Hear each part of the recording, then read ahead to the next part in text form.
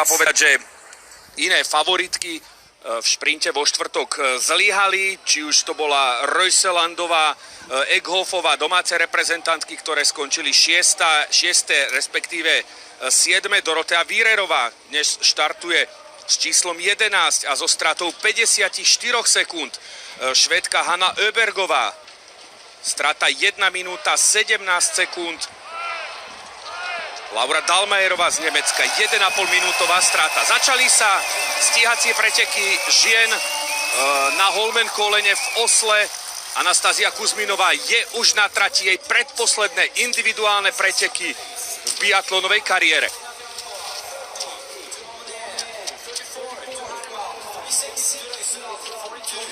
S dvojkou už odštartovala aj Nemka Franciska Preussová a o 4 sekundy po nej je na trati aj Paulina Fialková. Štart aj pre Céliu Emonierovú z Francúzska, po nej Denise Hermanová z Nemecka, no a potom dve Norky s odstupom 36 a 42 sekúnd. Marte Ozguová, Reuselandová a Tyril Eghofová.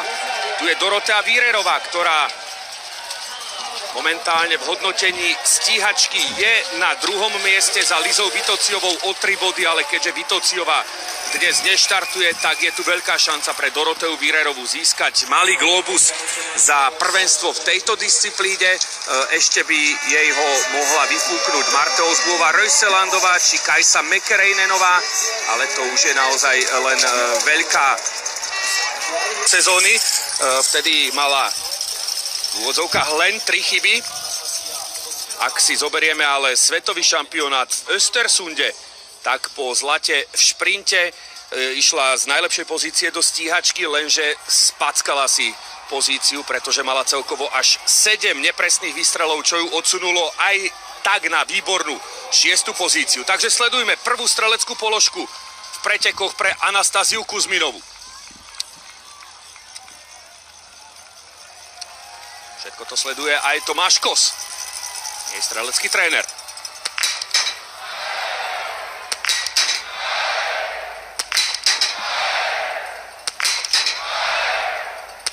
Toto je tá dávka sebavedomia, ktorú Nasťa potrebovala. Výborne, Nasťa zostane samozrejme na líderskej pozícii a uvidíme, ako bude vyzerať jej náskok pred prenasledovateľkami. Pred streľbou to bolo 30 sekúnd, pred Fialkovou, Hermanovou či Preussovou alebo Reuselandovou. Režia si vyberá Paulinu Fialkovú či Denise Hermanovú.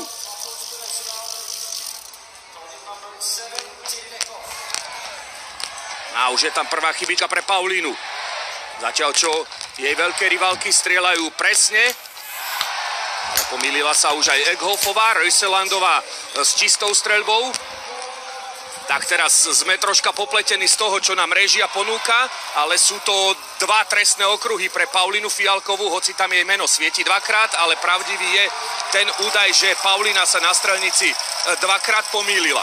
Nastin náskok po prvej streľbe pred Franciskou Preussovou 35 sekundový, takže poradie na prvých 2 priečkách zostalo identické ako po štarte, lenže Nasťa získala 14 sekúnd k dobru pred nemeckou prenasledovateľkou. Na 3. pozícii momentálne francúzska Emonierová, ostatné museli ísť do trestných okruhov. Reuselandová je 4., Dorotea Vírerová sa posunula na 5. miesto, pričom štartovala z 11. Takže prvé 3 pretekárky bez trestného okruhu, Kuzminová, Preussová, Emonierová. Paulina Fialková sa o chvíľku dostane na medzičas po prvej streľbe. Škoda tých 2. Ozguová, Reuselandová, manko 1 minúty a 10 sekúnd. Prvá streľba pre Nasťu bola rýchla, rytmická, plná istoty a hlavne bez chyby. Teraz je tu druhá ležka.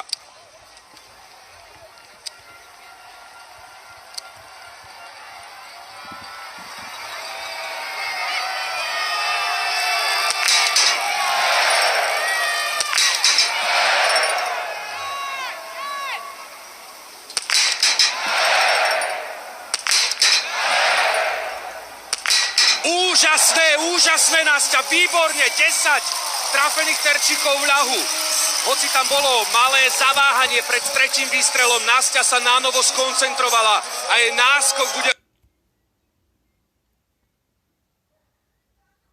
Štvrtá je Ozbuová Röjselandová, manko 1 minúty a 10 sekúnd. Prvá streľba pre Nastiu bola rýchla, rytmická, plná istoty a hlavne bez chyby. Teraz je tu druhá ležka.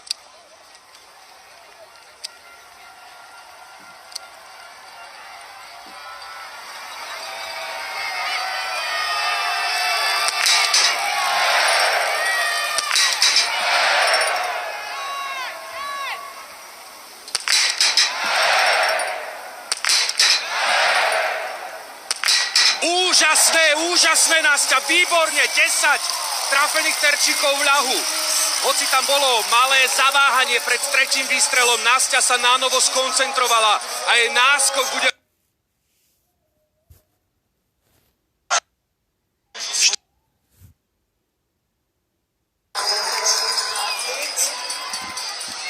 Takto to vyzerá na čele pretekov. Prvé 3 biatlonistky s čistou streľbou po 2 položkách. Anastázia Kuzminová, Lynn Personová a Elizabeth Högbergová.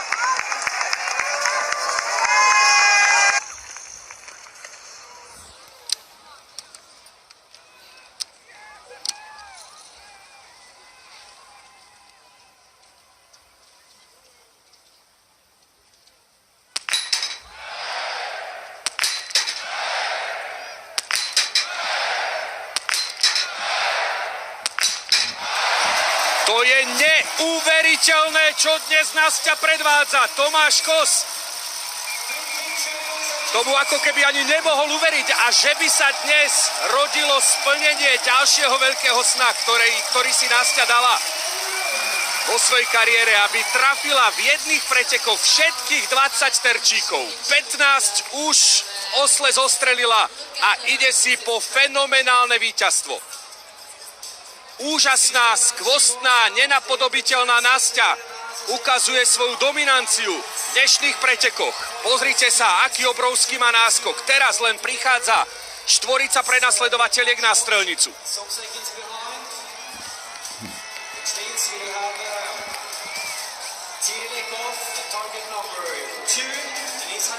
Pripomíname, že pred streľbou to bol náskok 1 minúty a zhruba 20 sekúnd pred Egolfovou, Hermanovou, Högbergovou či Röjselandovou.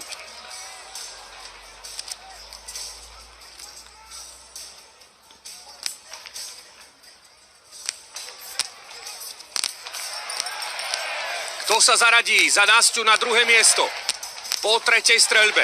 Röjselandová to nebude, podobne ani Egolfová, šancu má Hermanová s Högbergovou, tak napokon to bude nemecká biatlonistka, pretože Högbergová bude musieť ísť takisto do trestného okruhu, čo využije jej krajanka Personová.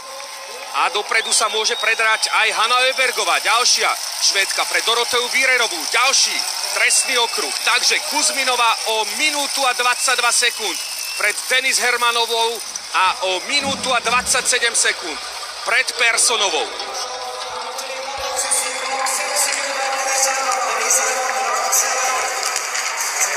Štvrtá pozícia patrí Hane Öbergovej. Tam už je to manko 100 sekúnd na Nastiu. Rojsovej vôbec preteky nevychádzajú. Štartovala s 21 sekundovým mankom na Nastiu a teraz po ďalšom trestnom okruhu to už bude manko viac ako 2-minútové. Dorotea Vírerová na 8. pozícii. Úžasným, skvostným, nádherným a fenomenálnym triumfom. Posledných 5 terčíkov o chvíľku čaká na Nastiu a na základe toho, čo dnes predvádza, jej z celého srdca doprajeme, aby všetkých 5 terčov trafila a aby si splnila to, o čom tak veľmi snívala.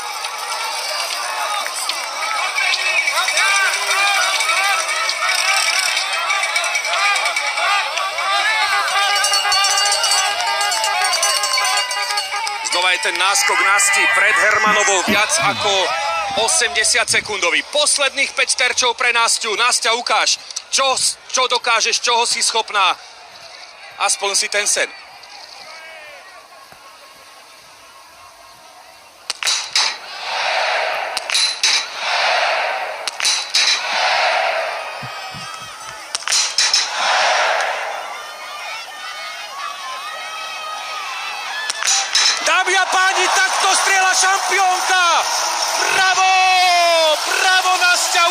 Čiže si král...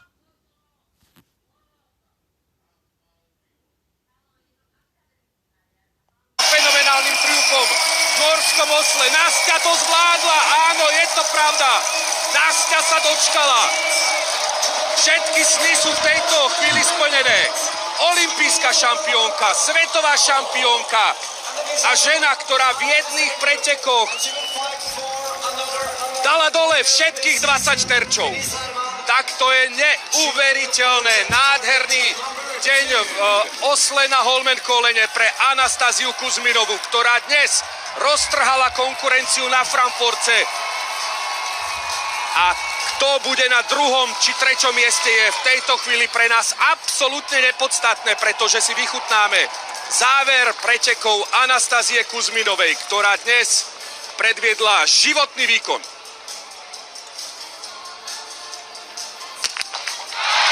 Posledná streľba Denise Hermanovej, ktorá má nakročená za druhým miestom, ale už tam má jednu chybu na strelnici, čo môže byť komplikácia, pretože už prichádzajú ďalšie biatlonistky, je ich konkrétne 5. Vidíme tam 3 švédske kombinézy, ktoré patria Perssonovej, Öbergovej či Högbergovej. Takže jeden trestný okruh pre Hermanovú. Uvidíme, či to využije Eghofová, Igenová.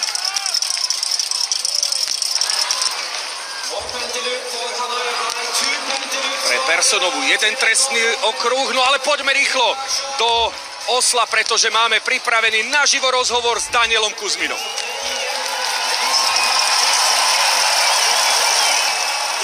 Ideš.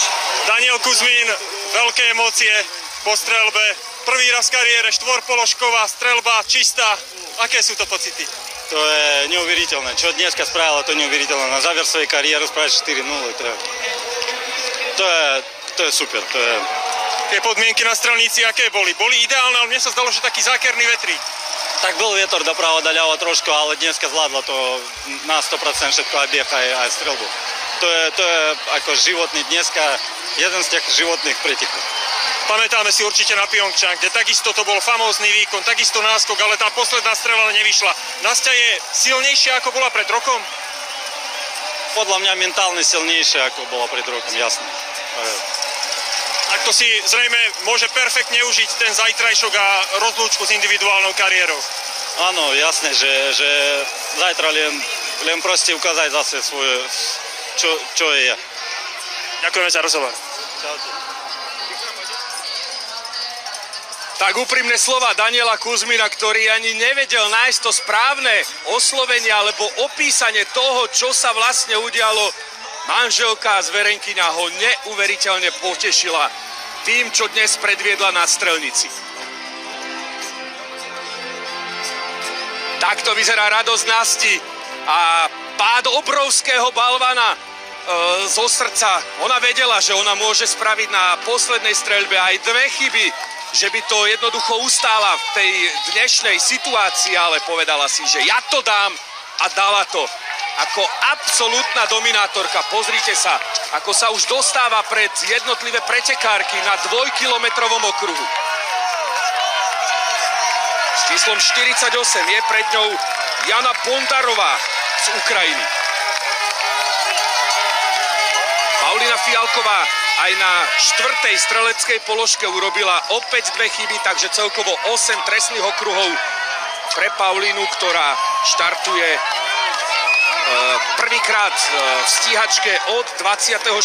januára, teda od Anterselvy v Östersunde na majstrovstvách sveta. Stíhačku vynechala, predtým nebola ani v Salt Lake City. Lani tu bola Paulína v šprinte 52. V stíhačke si vylepšila pozíciu na 39. Nasti náskok po 8600 metroch pred Hermanovou 1 minúta 38 sekúnd, pred treťou Hanou Öbergovou 2 minúty 6 sekúnd.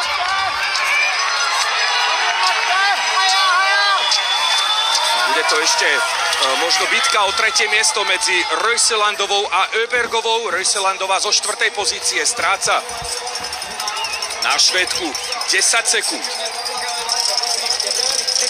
No a už s úsmevom si ide po víťazstvo Anastázia Kuzminová. Dámy a páni, dnes ďalší historický deň pre slovenský biatlon.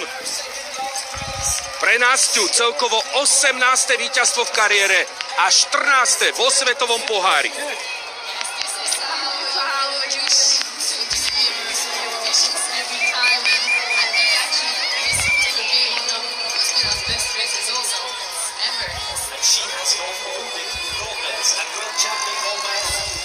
Sezóna snov pre Nasťu, prvý titul majsterky sveta, prvé víťazstvo v Novom Meste na Morave, podobne ako aj v Ruhpoldingu, v meke svetového biatlonu, no a v predposledných pretekoch kariéry aj štvorpoložková streľba, bez čo i len jedného chybného výstrelu. Takto vyzerajú posledné metre Nasti, ktorá si vychutnáva ovácie tribún. Aj tí fanúšikovia, ktorí nie sú zo Slovenska, ktorí sú v Osle a ktorých je tam požehnanie, musia aplaudovať žene, ktorá dnes deklasovala všetkých a vyhrá o viac ako minútu a pol pred všetkými.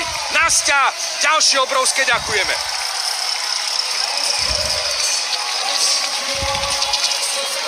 Po triumfe v šprinte jej odovzdali nové lyže značky Kuzminová. No a dnes potvrdila, že Holmenkollen jej asi najviac zo všetkých dejísk svetového pohára sedí. 6. víťazstvo pre Nasťu na Holmenkollene.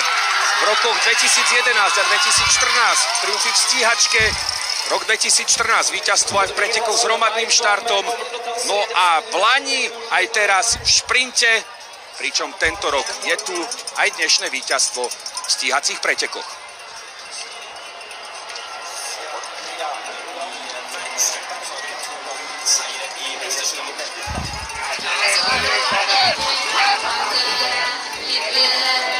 Tak počkáme si ešte na druhé a tretie miesto. To druhé bude patriť Denis Hermanovej z Nemecka. Po dvoch trestných okruhoch sa Hermanová z 5. pozície posunula na druhú.